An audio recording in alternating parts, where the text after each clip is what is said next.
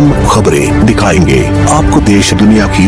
राजनीति की, खेल की, क्राइम और अपराध की सभी छोटी बड़ी खबरें।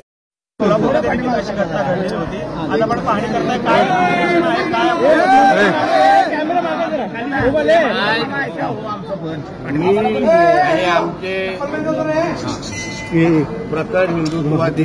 विचार मांडणारे माजी विधिमंडळाचे सहकारी लांडेजी आणि आमचे अन्य हिंदुत्ववादी सगळेच कार्यकर्ते जी काही 22 जानेवारीला काही घटना घडली आमच्या हिंदू समाजाच्या काही मुलांवर, कार्यकर्त्यांवर हल्ला झाला, त्या पीडित कुटुंबाला लोकांना मी स्वतः रुग्णालयाला जाऊन भेटलेलो आहे आणि मी आणि महेश आता यापुढे जे काही हिंदुत्ववादी विचाराचे कार्यकर्ते आहेत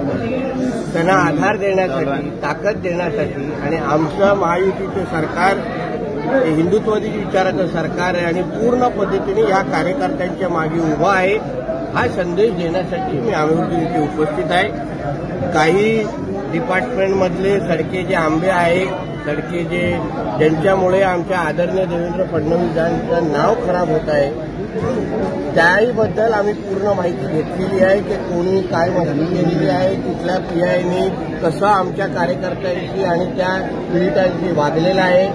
कसं त्यांच्यावर हात उचललेला आहे, ही सगळी माहिती आम्ही आदरणीय देवेंद्रजींना गृहमंत्री साहेबांकडे पोहोचवल्यानंतर पुढे काय कारवाई करायची हे तुम्हाला निश्चित पद्धतीने दिसेल। साहेब,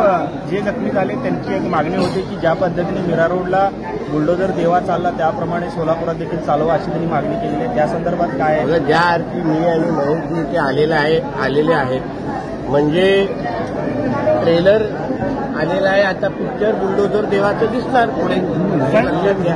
हे ट्रेलर दाखवण्याचं काम आम्ही दोघांनी आलेलो आहे, माहिती तरी घेतली पाहिजे ते बुलडोजर कुठे चालवलं पाहिजे, आता यानंतर बुलडोजर देवा कुठे कुठे चालेल या त्या संबंधित लोकांना कळेल, कारण का आमच्या राज्यामध्ये राहून अशा पद्धतीची हिंमत कोण करू शकत नाही, हिंदुत्ववादी विचाराच्या कार्यकर्त्यांवर हात टाकू शकत नाही आणि प्रशासनामध्ये डिपार्टमेंटमधले काही अधिकारी अगर बसून आमच्याच हिंदुत्ववादी विचाराच्या कार्यकर्त्यांच्या विरोधात काम करत असतील,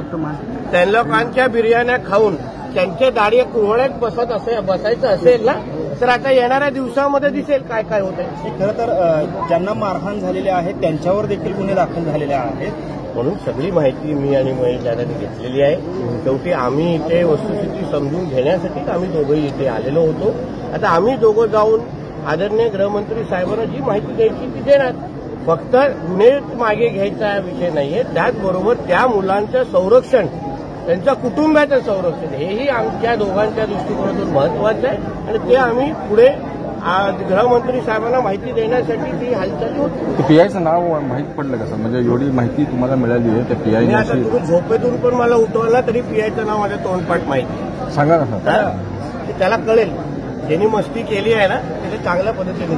साहेब, मागच्या वेळेस आपण जेव्हा दौऱ्यावरती आला होता त्यावेळेस तुमच्यावरती पण गुन्हे दाखल केलेले आहेत पोलिसांनी, नेमकं चाललंय काय सोलापूरमध्ये? काय चाललंय करून द्या ना, आम्ही काय नाही बोलतोय का गुन्हा नका दाखल, जे कायद्याच्या चौकटीत राहून त्यांना जे काय करायचं करून दे, शेवटी कायद्याचं राज्य आहे, त्यांना वाटलं असेल की मी काय आक्षेपार्ह बोललो तर त्यांनी गुन्हा दाखल केला, मी कायद्याच्या अनुसार त्यांना उत्तर देईन, पण इकडचे जे काय 2-3 कोण मुल्ला बिल्ला नावाचे जे कोण पिया आहेत ना, ज्यांना कदाचित तुम्हाला सांगितलं असेल जरा नावं विचारा जेणेकरून त्यांना रात्री झोप येणार नाही, त्यांना कळावा आमच्याकडे सगळी नावं आणि कुंडले आलेले आहेत। सर, गेल्या वेळेस महामोर्चा काही विषय मोर्चामधल्या पुढची उत्तर माहिती एक मिनिट फक्त राजकीय असा आहे, मनोज जरांगे हा विषय सोडून मी कुठलाही विषय बोलणार नाही, जीआर जो आहे तो मंजूर केलेला आहे, हा विषय आता बोलतोय। इस वीडियो को लाइक करें, हमारे चैनल को सब्सक्राइब कर बेल आइकन जरूर प्रेस करें।